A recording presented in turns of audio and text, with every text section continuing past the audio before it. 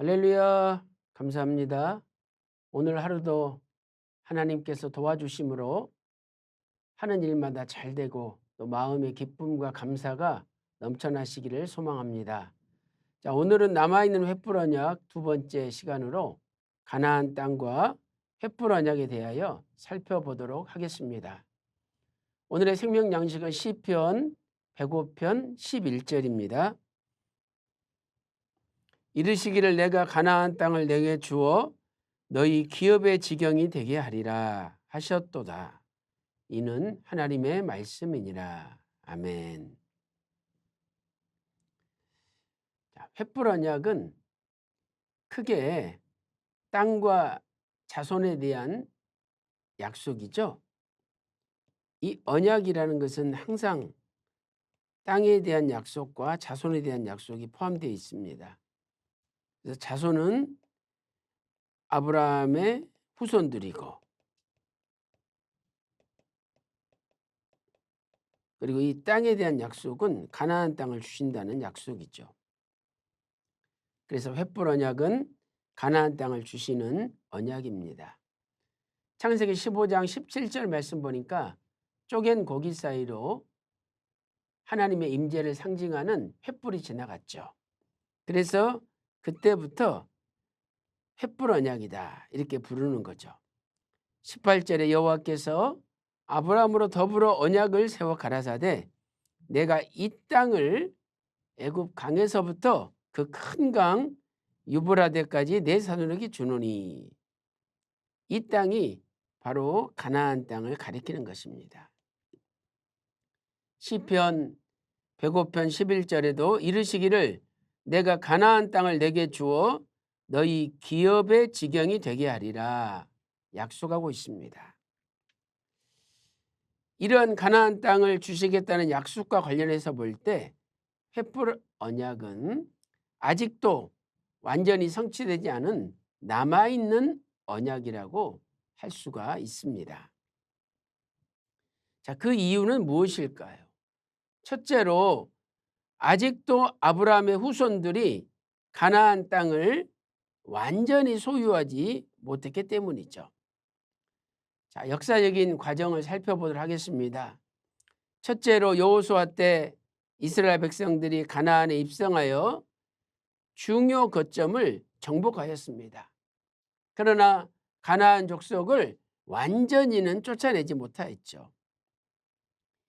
여호수아 17장 13절에서 이스라엘 자손이 강성한 후에야 가나안 사람에게 사역을 시켰고 그러나 다 쫓아내지 아니하였더라. 이렇게 여호수아 17장 13절에서 말씀하고 있습니다. 그 후 솔로몬 왕 때 하나님께서 약속하신 애굽 강에서부터 유브라데까지 약속하신 땅을 정복하였습니다. 창세기 15장 18절 횃불 언약의 내용을 보니까 내가 이 땅을 애굽 강에서부터 큰 강 유브라데까지 주겠다라고 약속하고 있습니다. 이 약속은 솔로몬 왕 때 성취가 되었죠.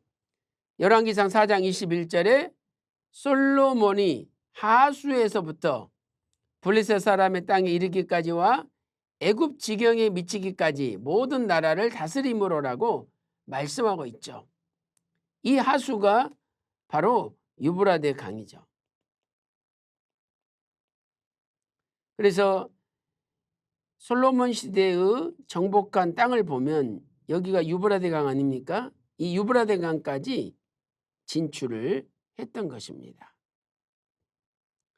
그리고 여기가 애굽 시내인데 애굽 강까지 영토를 넓혔던 것이죠.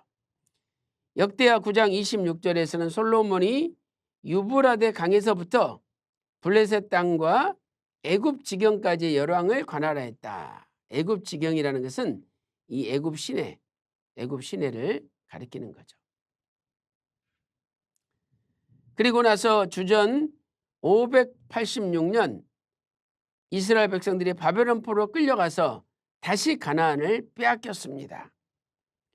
열왕기하 25장 10절 11절에서 갈대아 온 군대, 바벨론 군대가 예루살렘 사면 성벽을 헐었고 11절에 다 잡아갔다라고 말씀하고 있습니다.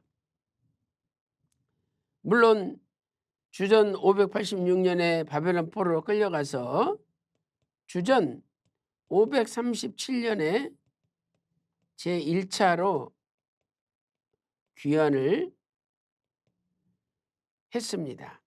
그러나 그 뒤로 여전히 이스라엘 백성들은 헬라 또 로마의 지배를 받게 됩니다. 그래서 가나안 땅을 완전히 정복하지는 못하게 되죠. 그리고 AD 70년 로마의 디도 장군에 의해서 예루살렘 성이 멸망을 하고 또 전 세계로 흩어지게 되었던 거죠.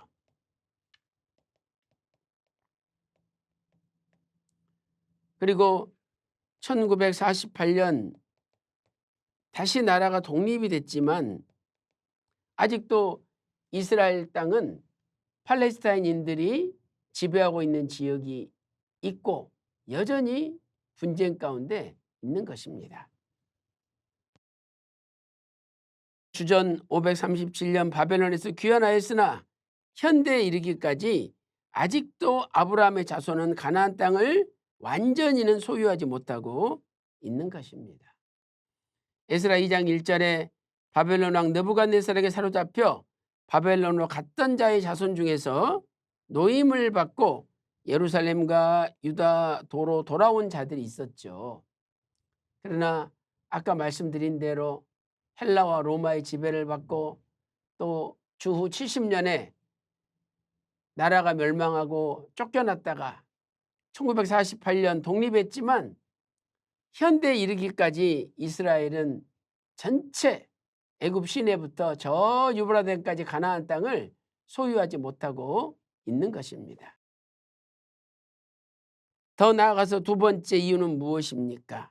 아브라함의 영적 자손들이 아직도 신령한 가나안 천국을 완전히 소유하지 못했기 때문입니다. 이 횃불 언약은 궁극적으로 하나님의 백성이 가나안을 차지한다는 언약이죠. 가나안은 천국에 대한 그림자입니다.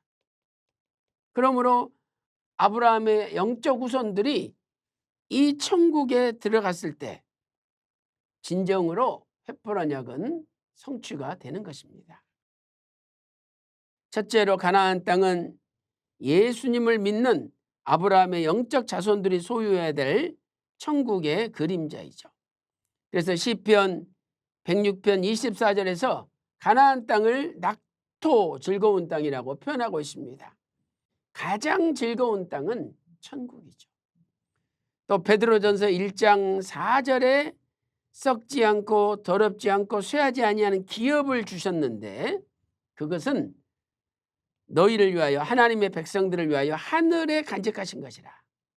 하늘의 기업, 천국의 기업이 영원한 기업이 되는 것입니다. 이제 예수님께서 재림하심으로 전체 하나님의 백성이 신령한 몸으로 부활하거나 변화되어 천국에 들어갈 때 비로소 횃불 언약은 최종적으로 성취가 될 것입니다.